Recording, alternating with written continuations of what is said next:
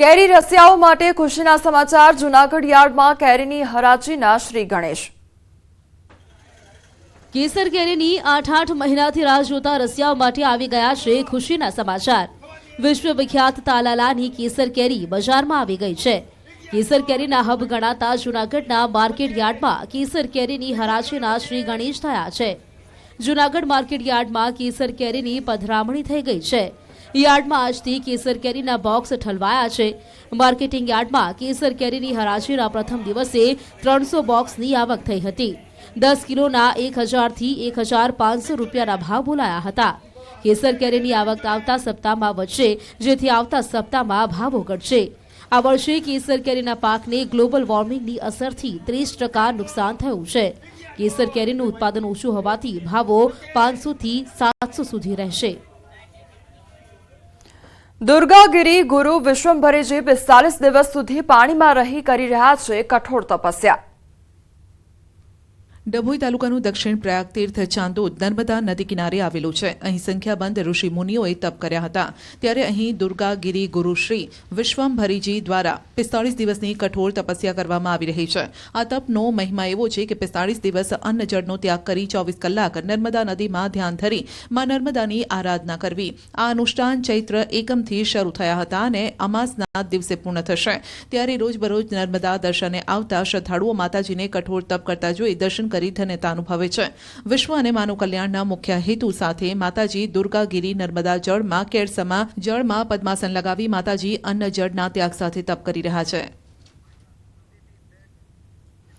રાજકોટના ગોંડલમાં તંત્રની ઘોર બેદરકારી સામે આવી છે। પાણીની પાઇપલાઇન તૂટતા 80 ફૂટ સુધીના ફુવારા ઉડ્યા। ગોંડલ શહેરમાં પાણીની પાઇપલાઇન તૂટતા હજારો લીટર પાણીનો વેડફાટ થયો છે। ભાદરના પીવાના પાણીની પાઇપલાઇન ગોંડલ શહેર પાસે આવેલ ગોલ્ડન સિટી નજીક તૂટી પડી હતી। પાણીની લાઇન તૂટતા 80 ફૂટથી ઊંચો ફુવારો ઉડ્યો હતો અને એક જ જગ્યાએ વારંવાર તૂટે છે આ પાણીની પાઇપલાઇન। 80 ફૂટથી ઊંચો ફુવારો ઉડ્યો હતો અને લોકોને ગરમીથી રાહત મળી, પણ એના બદલામાં હજારો લીટર પાણીનો વેડફાટ થયો હતો।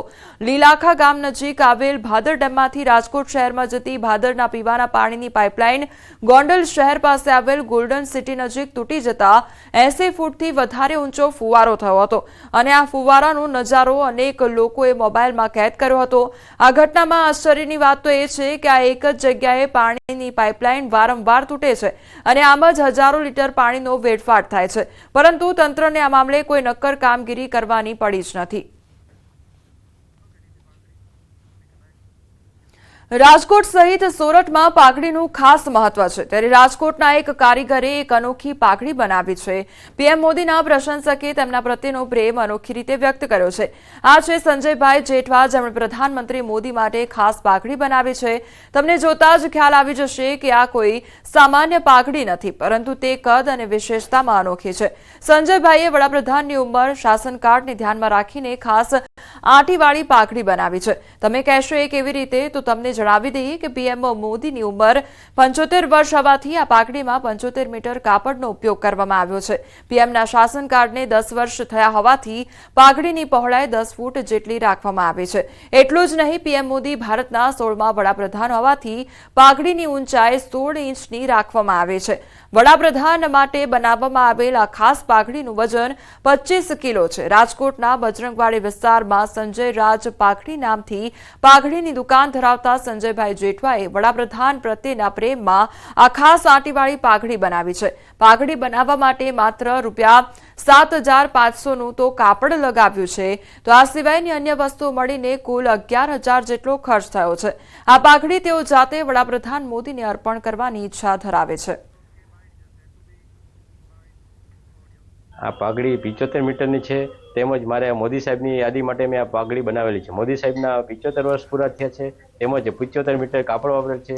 મોદી સાહેબ 10 વર્ષ એટલે 2 ટર્મ પૂરી કરી છે। 10 ફૂટ 120 ઇંચની રિંગ છે, તેમજ આ પાઘડીની ઊંચાઈ 16 ઇંચ છે। મોદી સાહેબ આપણા 16મા વડાપ્રધાન છે, અને મોદી સાહેબને લગતી જ અમે 16 ઇંચ ઊંચાઈ આપણે પાઘડીની રાખી છે। પાઘડી હું ત્યાં મોદી સાહેબને અર્પણ કરવાની ગણતરી છે જ, છતાંય ત્યાં સુધી હું મારા